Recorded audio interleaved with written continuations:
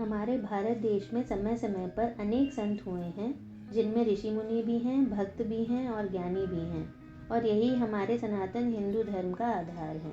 संतों का जीवन पूरी तरह भगवान को समर्पित होता है और इनका जीवन भगवान की प्रसन्नता के लिए कार्य करने और उनका चिंतन करने में ही बीतता है। हमारे जीवन को ये सही मार्ग दिखाते हैं, जिससे हमारी भी अच्छी गति हो।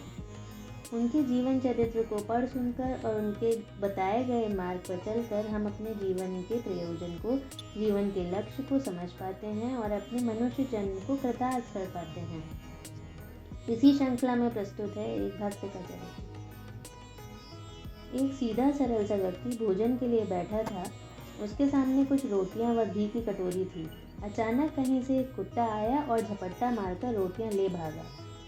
भोजन के लिए बैठा व्यक्ति तुरंत ही उठा और घी की कटोरी हाथ में लिए कुत्ते के पीछे भागने लगा, ये कहते हुए, अरे मित्र, थोड़ा रुको तो, सूखी रोटी कैसे खाओगे? रोटियों पर घी तो चुपड़ने दो। ये दृश्य देखने वाले उसको पागल कहने लगे, लेकिन उस पर किसी की निंदा उपहास का कोई असर न पड़ा और उसने कुत्ते को पकड़ लिया और प्रेम से रोटी पर घी चुपोड़कर उसको खिलाने लगा। ये प्रसंग जिस व्यक्ति के जीवन का है, उनका नाम है संत नामदेव। इनका जन्म महाराष्ट्र के नरसी ब्राह्मणी गांव में पेशे से दर्जी भगवत भक्त दामा सेठ के घर हुआ था। भगवान विट्ठल की भक्ति से परिपूर्ण परिवेश में इनकी बाल्यावस्था बीती, जिससे भक्ति के संस्कार बचपन से ही इनमें फूट फूट कर भरे थे। उनके बचपन की एक घटना है।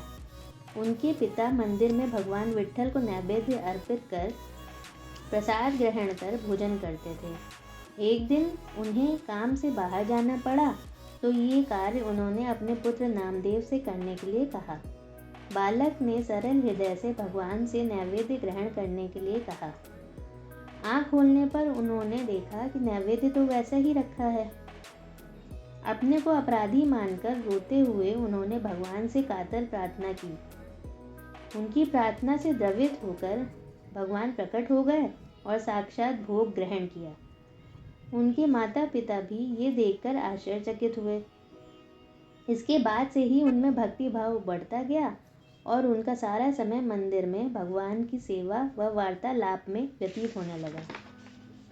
एक बार नामदेव के भक्ति भाव की चर्चा सुनकर संत ज्ञानेश्वर ने उनके साथ तीर्थ यात्रा करने की इच्छा की। दोनों संत भगवत चर्चा करते हुए तीर्थों में घूमने लगे। एक जगह उन्हें बहुत प्यास लगी, तो थोड़ा दूर पर एक कुआं था जो सूख चुका था।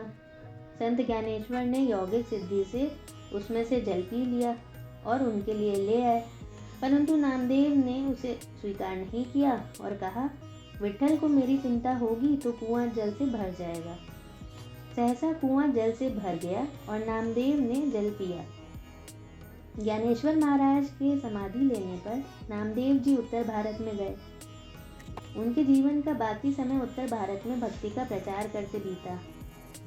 विसोबा खेचर से इन्हें ज्ञान का बोध हुआ था, अतः इनको अपना गुरु मानते थे। वे हर जगह हर पदार्थ में भगवान को ही देखते थे।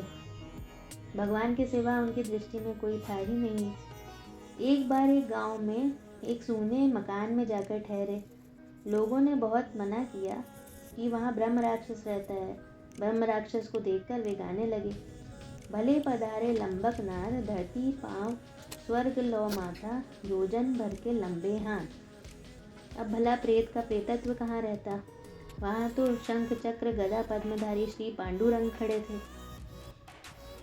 इस प्रकार भक्ति का चारों ओर प्रचार करके और अनेकों मनुष्यों को प्रेरित कर भक्ति मार्ग में लगाकर वे 80 वर्ष की आयु में परम धाम को पधार गए।